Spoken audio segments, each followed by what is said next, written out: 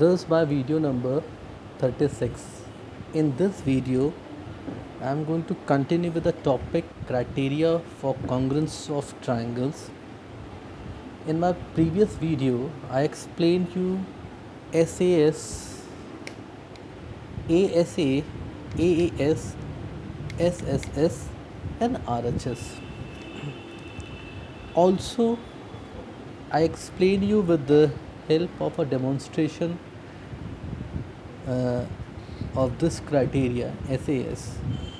Now I'm taking the same criteria but in a different manner. Okay, it is written SAS. Now my question is, can we use SSA? You might have many students ask me about this. Can we use SSA? We can again check it of our own. There are many in maths there are many doubts which we can solve it by our own without from asking from someone. See, SSA means two sides and one angle, but the A is not included in between. A जो है वो बीच में नहीं लिखा हुआ है, means the angle is not in between. I have taken two pieces of triangle here. Look at this. This is 13 centimeter, 11 centimeter, and this is 50 centimeter. And another triangle, 11 centimeter, 13 centimeter, you can say 11, 13 and 50 centimeter. Means the angle is not in between them. Angle is here.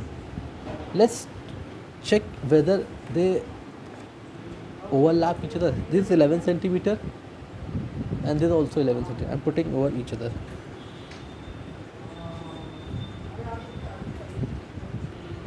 This 11 overlaps each other, but the whole triangle is not overlapping each other. Let's check for 13.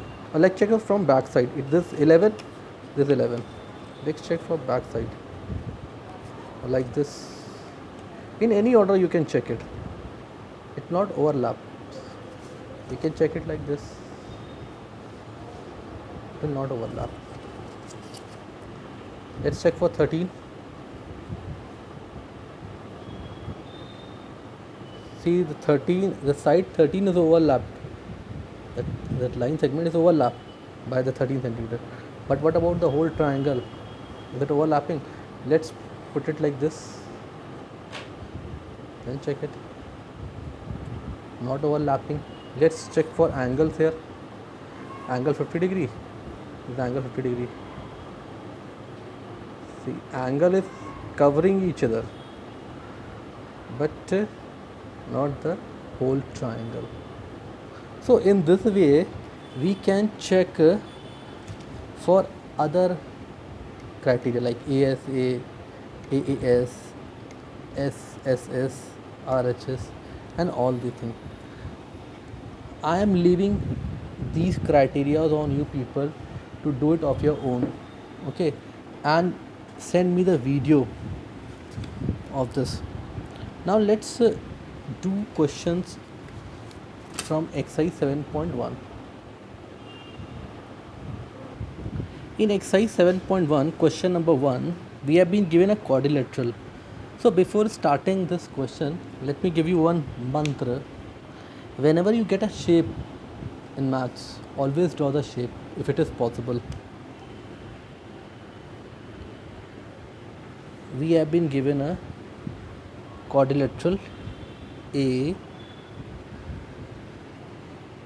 say C, B and D, where AC is equals to AD and AB bisects angle A. Second thing, mark all the information which is given in the question in the diagram. AC is equals to AD. I have not written anywhere, I have just only marked it. Then AB bisects angle A. What does this mean? This means that this AB is making this angle half. Means this part will be equal to this part. Now I have to prove that. To prove the triangle ABC is congruent to triangle ABT.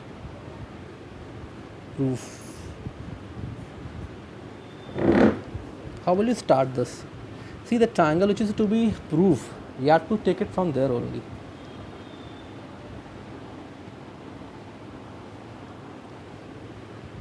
See, in triangle ABC and triangle ABD, when you are writing this now, you can write it in any order. In triangle ABC and in triangle ABD, see, AC is equals to AD, which is given. Second, side AB is common side.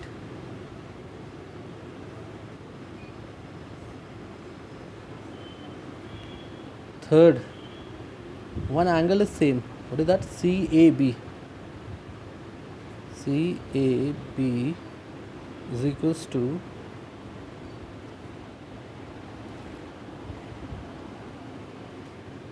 angle DAB.